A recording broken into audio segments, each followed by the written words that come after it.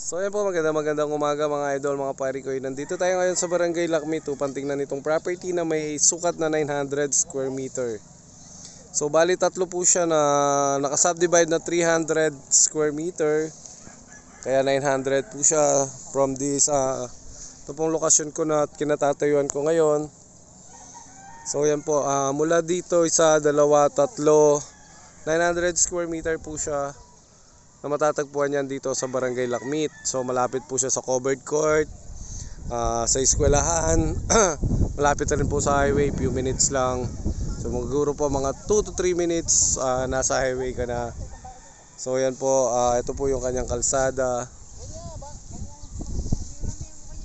So yan po yung mga katabi niya, napakaganda po ng mga bahay na tinatayo nila dito. So yan po, inuulit ko, tatlong 300 square meter, nasa 900 po na binebenta nila dito sa Barangay Lakmit, Arayat, Pampanga.